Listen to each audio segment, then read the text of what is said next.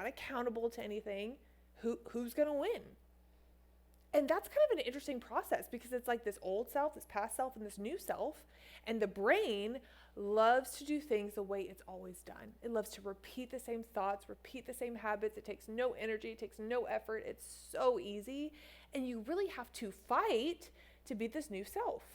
In fact, during this season in October, it's like I've been fighting for this new identity, and I call it $20 million Macy.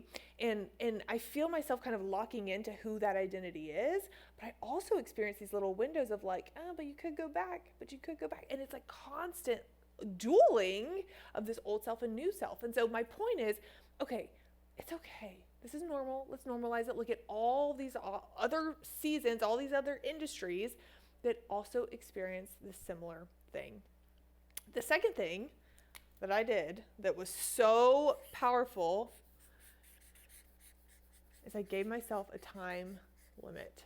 So I found when I was resisting this confusion, because, like I said, I usually rebuke it. Like, I'm like, no, get behind me. I refuse to be confused. But when I was resisting it, I almost felt even stronger. It almost felt like an even bigger tidal wave when I was just trying to snap out of it. And so I went on a walk and I said, all right, Macy, you have until Sunday night to just be confused. This was Saturday morning. I went on this walk. I'm like, you have until Sunday night. You can be confused this weekend and you're going to enjoy your family time. I think we ended up going to my in-laws' house, or maybe we did a Georgia game or something. I'm not really sure, but I'm like, I'm going to enjoy this family time. I'm going to be present. I'm going to be happy. I'm going to be joyful. And confusion is going to just kind of run in the background. And to be honest, it felt like a heavy backpack that was just kind of weighing me down a little bit, but I could still move. But I decided that on Sunday night, when I go to sleep, the confusion is over. I'm going to decide to know what to do. I'm going to give you exactly how to do that in just a second. But talking to people, like even just our in-person training, I found people kind of saying like, yeah, I'm really looking for some clarity. I'm really looking for what's the next best step. I'm looking for the path. And I said, I'm like, hey, you can just decide that this is your path. You can just decide, hey, I'm clear. I'm clear on the next best step. Because the next best step will probably reveal the next best step, and then that step will reveal the next best step. I think a lot of people are standing right here and looking 10 years in advance, thinking I'm looking for the 10-year path. I'm like, hey, just to decide that you know what to do next, that you are so clear in that direction. So that Sunday afternoon during my children's nap time, I sat down and I decided to make a list. And I call that list a brain dump. I call it a couple things. I can call it a brain dump, or I also call it a thought download. Download. The reason they're different, brain dump kind of insinuates like a to-do list. Thought download is just what are the sentences running through your mind right now? It's not necessarily something that you need to do, but it's something that you're thinking.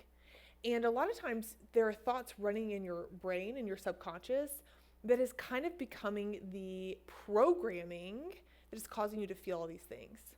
And so I like the thought download because what I found in my thinking was like, what's next? What's next? What's next? It's like, that's what kept coming up when I was writing kind of what was just in my brain. And what's awesome is that whenever I have a question like that running in my head, the best thing to do is just to answer it. And that's exactly what I did. I just answered the question. But I want to show you this journal. This is my journal, and like this is all just like thought downloads of what's going on in my head. And when I know what's going on in my head, as you can see right here, I have some highlighted questions. And these are the questions that I actually have in my own brain, and then I answer them myself. And this has been life-changing to see. I actually know a lot of answers.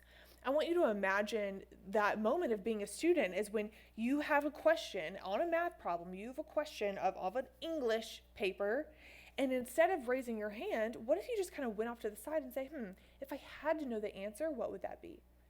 And I found like all these lists started to pop up. So for example, the question in my thought download, and a great way to do this is to set a timer for 5 to 10 minutes, and you have to write for 5 to 10 minutes. Even if you don't know what to write, I don't know what to write. I don't know what to write. I don't know what to write. And until you like feel like you can't do it anymore, until that timer goes off, keep your pen to paper. It's going to be amazing what comes out for you. So what's next? What I ended up kind of writing, I was answering my own question. It was a lot of like, okay, we have this new structure. Now it's time to be more findable. And I'm like, okay, why have I not put any effort into being findable? I've put all my effort into selling and not being findable. I ended up finding some thoughts that were like, I want this to be about, something totally different. And now it's about something totally different. And all of this just mental clutter that I was able to look at it like this, like the watcher, and think, oh, of course you're confused. Of course you're confused. It makes so much sense. You have so much mental junk going on. And so once this was all written out, I actually just created a brain dump of a list to do. And once that list was created, the next thing that you do is number 4, calendar it. Calendar everything. So I have my calendar up right here. I'm going to show you exactly what this looks like. I'm just going to pop it up right here. You can see the calendar. It really is super simple. I'm not going to show you like exactly how to do it right now, but literally it's just like, okay, 10:30 a.m. on a Monday, I'm recording this video, right? It was on my calendar. At 9 a.m., I made sure that the outline was just right. At 9:15 a.m., I wanted, you just list out and put in your calendar everything that was in your brain dump. And then when you wake up the next day, which is exactly what I did, I woke up the next day, decided I wasn't confused. I had my calendar that I could just follow relentlessly without questioning it. That's the key. And this is the hard part right here. This is the hard part.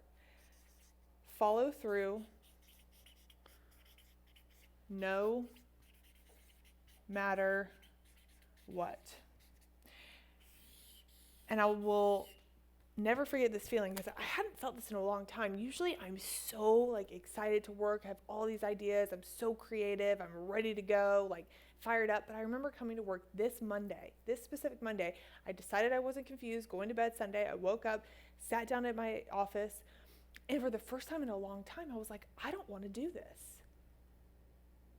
I am not in the mood. This does not sound fun. And what's so interesting is it was about creating a YouTube outline. And part of the process, this reinvention process that happened in October was like, I really want to go all in on YouTube.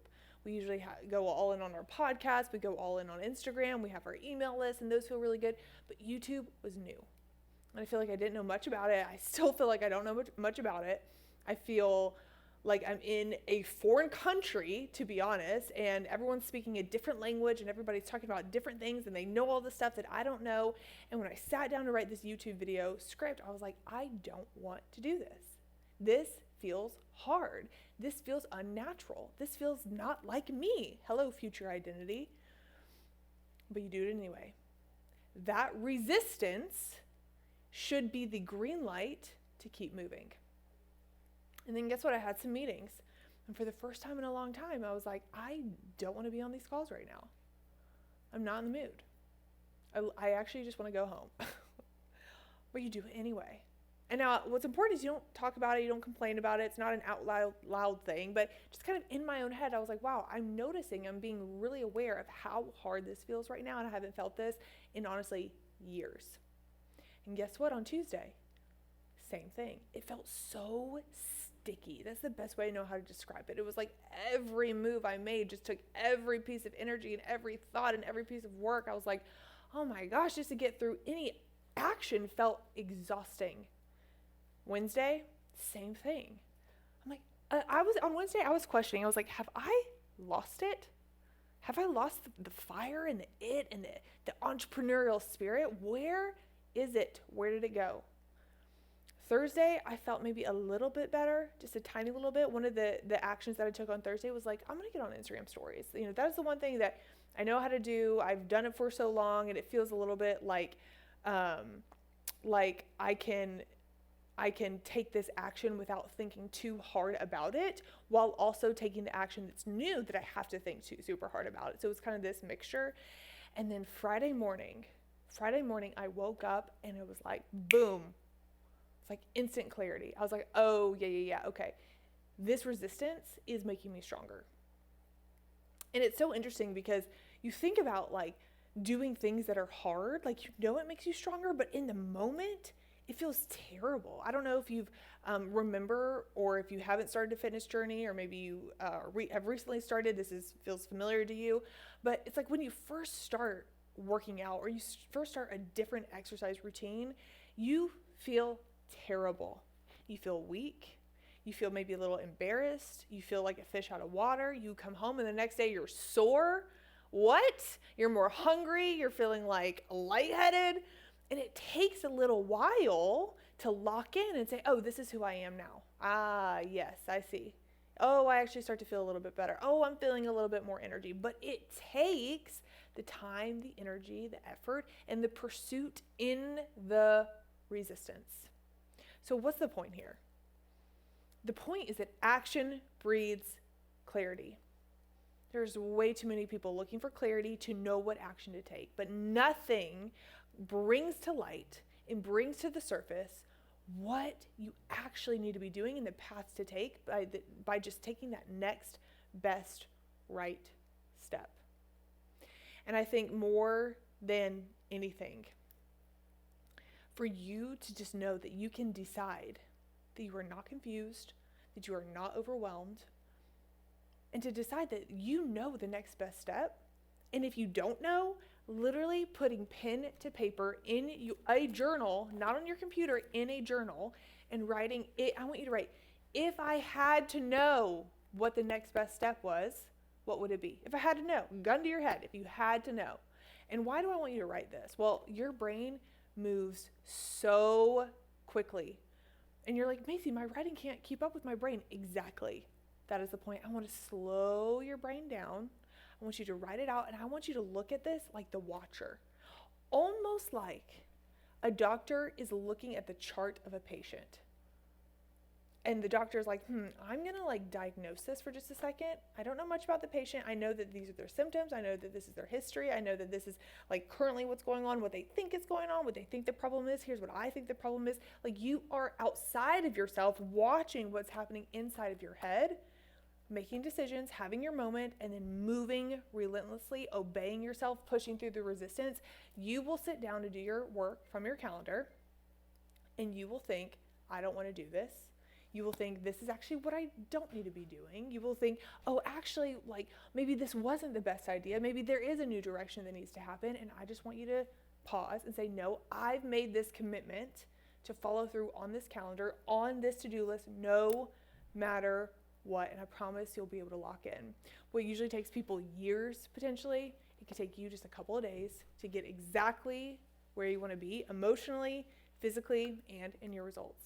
I hope this was helpful. If it was, I can't recommend enough for you to sign up for one of our challenges.